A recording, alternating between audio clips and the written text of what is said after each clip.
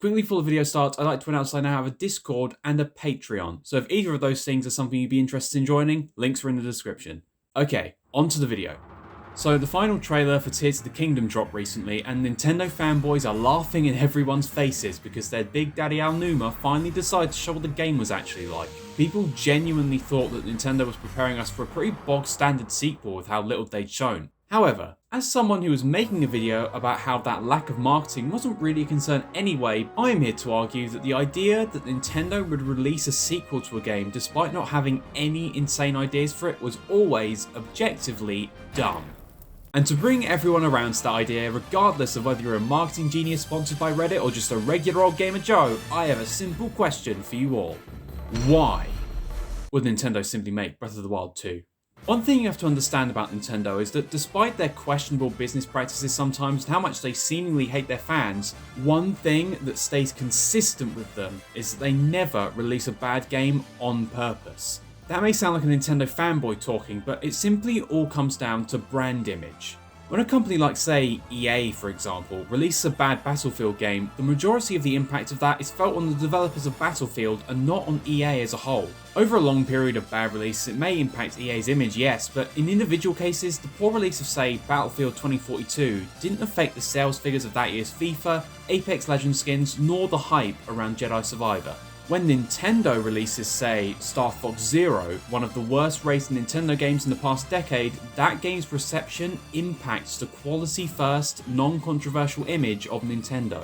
Why do you think the Super Mario Bros. Movie turned out pretty solid considering the reputation of the studio that made it? Because Nintendo simply cannot let any of their products be viewed negatively. Not because Nintendo never makes bad games, but because it's a matter of life or death for them. Okay, but what does this have to do with Zelda? Everything. If you don't know by now, somehow, this isn't the first time that Nintendo has released a direct sequel to a mainline Zelda game. We previously had Ocarina of Time, Majora's Mask, Link to the Past and A Link Between Worlds, and maybe Zelda 1 and Zelda 2, which I think are Zelda'd? Oh, sorry, I meant linked. That pun doesn't make sense when I mix up their name. Nintendo mostly opts for completely new settings for games rather than iterating on a pre-existing one. But even when they do iterate, they always try their hardest to make the sequel feel as different as possible, even when it's borrowing so much from the previous game. Majora's Mask reused pretty much all of its assets from Ocarina of Time, but they used them to make two entirely different worlds, and they both differ so much that it doesn't really feel like they reused assets at all, most of the time. They could have just as easily made an expanded Hyrule in Majora, but decided not to despite the massive time constraints. This doesn't even consider the limited time and mask mechanics in Majora, as well as the overall tone of the game being much creepier and depressing. With all of this, I'd find it hard for anyone to say that Majora's Mask feels exactly like Ocarina of Time. And to add on to this, A Link to the Past and Link Between Worlds changes how you interact with the exact same map with the addition of the wall merge mechanic in Worlds. And Zelda 1 and Zelda 2 don't even take place in the same dimension. This doesn't even take into account how weird some of the other Zelda sequels have been, nor how they approach direct sequels in their other franchises. Remember, this is the same company that refuses to make a new F-Zero game because they don't have any ideas for it. The same company that tacked a meaningless anti-gravity mechanic onto Mario Kart to make it seem new. That changed Star Fox's control scheme even though it worked perfectly fine, because if they ain't changing something, what's the point? All of this is to put into perspective how far Nintendo is willing to go to avoid their games being seen as derivative. And it's baffling that people really thought Nintendo wouldn't hold Tears of the Kingdom to the same standard they hold all of their other products to. They won't let Tears of the Kingdom even be a bland sequel, let alone a bad one. It would only happen by accident because they genuinely thought it was what fans wanted, but they ended up being wrong. Which is what happened with Star Fox Zero, Metroid Other M, and Metroid Prime Federation Force. Damn, you Metroid fans really don't have it easy, huh? In their eyes, there's too much on the line for them to simply make Breath of the Wild 2 instead of Tears of the Kingdom. And moaning about how Tears of the Kingdom has the same map as Breath of the Wild and therefore it must be the same game just doesn't take into account how Nintendo works as a company. Again, not because they're just so good at making games, it's just part of their brand image at this point, and we all know how overprotective Nintendo is of their brand. Nintendo are like the innovator's equivalent of an alcoholic, and it's rare for them to go for an iterative sequel rather than an innovative one, especially when they have so much reason to innovate on Breath of the Wild. The Zelda series is almost 40 years old at this point, and in that time it has experimented with many genres, but most Zelda games have roughly the same basic concept. The very first Zelda game gave the player a lot of agency in how they interacted with this concept though, since its core was all about discovery, exploration, and experimentation. People see this as the appeal of the entire Zelda franchise to this day, but when you look at it, ever since the release of Ocarina of Time, the mainline series had progressively gotten more and more linear. This all culminated in the release of Zelda Skyward Sword, which celebrated the franchise's 25th anniversary, but fans felt that by that point, the Zelda formula had become tired and predictable. And the developers to some extent felt this too. The linearity of the Zelda franchise had strayed very far away from the original NES Zelda game, and Nintendo knew that with modern technology they could do much better in realizing that true sense of adventure. Breath of the Wild was designed from the beginning to go back to the series' roots. They even made a pseudo-remake of Zelda 1 to test out their ideas for the game. Making the game feel like the first game was clearly very important for Nintendo, but taking into account the technological advancements since then was also something they wished to explore. And an open-world, non-linear game about discovery in a similar vein to The Elder Scrolls or The Witcher is quite literally the modern interpretation of what Zelda 1 was.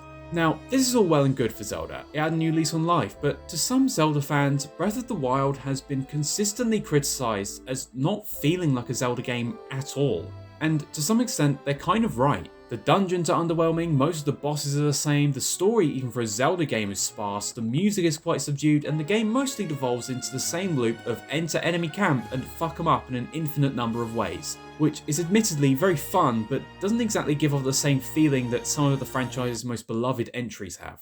To some extent, I think Nintendo knew this about the game, but simply had different priorities when making it, because I'm not sure if you've noticed by now, but making an open world RPG isn't easy, like, at all. It's reasonable to assume that a significant chunk of Breath of the Wild's development time was spent figuring out how an open world Zelda game would even work, which probably explains why Zelda staples aren't here in Breath of the Wild. There's only so much you can do within limited time, but I'd imagine good old idea-having Nintendo didn't like that Breath of the Wild felt kind of bare bones in the conventional Zelda mainstays. Nintendo don't usually go for direct sequels unless they have a reason that isn't just because money. But this time around they had the perfect reason to go back to the ruined Hyrule of Breath of the Wild, and that is to expand on everything. Bring back dungeons, diverse bosses and the like, whilst improving everything that made Breath of the Wild what it is. And based on this new trailer, that's exactly what Tears of the Kingdom is looking to do. Compared to Breath of the Wild, Link zigzags in and out of new gameplay scenarios in Tears of the Kingdom like a kid failing his driving test. And you quite frankly just get overwhelmed with stuff like, okay, we see floating islands, we've seen that before. Whoa, is that a crop circle? Okay, we in a town now. Hyrule's being rebuilt? What's in that hole? There's a tornado over there. There's sinkholes in the desert. There's an underground castle. Oh my god. A flying ship? Bubbles? Wingsuit? What's in that ball? You fight with Psyduck? Minecart riding? Wall robot? Flying a rocket? Mech battles? Fighting a dragon? And whatever the fuck that is. Make a horse and cart. Big dwarf is here? Lasers spiraling out of control. Oh, it's a Goron. I know them. Hey little guy. Is that a fucking furry? Just from this trailer alone, Tears of the Kingdom blows Breath of the Wild out of the water when it comes to unique gameplay scenarios. All of Breath of the Wild's trailers focus mostly on the fundamental concepts of an open world Zelda game. Exploration, experimentation, being one with the wild.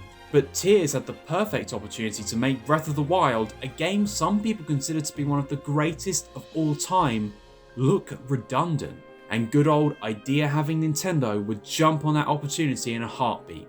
Nintendo wouldn't have made Tears of the Kingdom if they didn't think it was going to be something special, because as mentioned before, they just hate the idea of making something derivative. Even though sometimes you really should just make a basic sequel to stuff, Nintendo. And what of the game's weak marketing campaign people talked about so much? There's so much in the game's trailers that a lore nut will be able to piece everything together and probably figure out what's going on, but an average fan would have an insane amount of questions at a glance, and that's the point. They don't want you to see everything the game has to offer in detail, as an open world game is best experienced blind and first-hand. The brief bits of gameplay we do have show off the mechanics that propagate experimentation the most, and slightly alluding to the possibility of what can be done in the game is a perfectly fine strategy for a company as well known as Nintendo. This doesn't even mention why Tears of the Kingdom didn't need to be promoted too much anyway.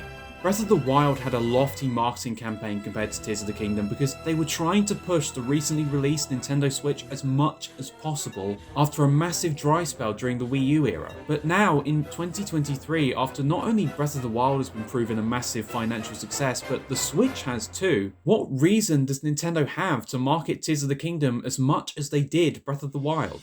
It's a direct sequel to one of the most revered open world games of all time, a game that literally redefined what an open world game even was, in a series that is one of the most well known in the industry, on a console that is one of the highest selling of all time. It was never a lack of faith in the game that Nintendo is displaying here, it's complete confidence that Tears of the Kingdom will meet sales expectations even without a huge marketing push.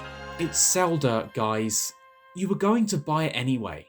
Look, Tears of the Kingdom was never going to be a bad game, if Nintendo could help it. It may have been a bit odd that they left all of this material they clearly had till the last minute, but even without it, acting like they would release something that didn't at least try to innovate in some way just disregards their very consistent history when it comes to that stuff. This developer has literally created more genres than any other game company, so when it comes to their biggest releases, I'm sure they know what they're doing.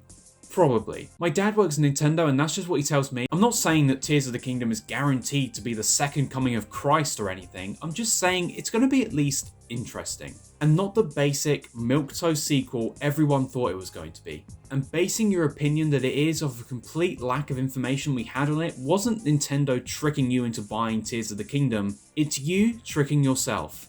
Because judging by how often we get bad Nintendo games, statistically, Nintendo don't ever miss. I'm sorry, that was cringe. The video's over. Discord and Patreon in the description. Like, comment, and subscribe to the channel. You can go now. Bye! Special thanks to my patrons on Patreon for making this video possible. Hey look, it's just one of them. He looks pretty lonely up there. Maybe you should go join him. If you want to. It's fine if you don't want to. I'd really appreciate it. It means you.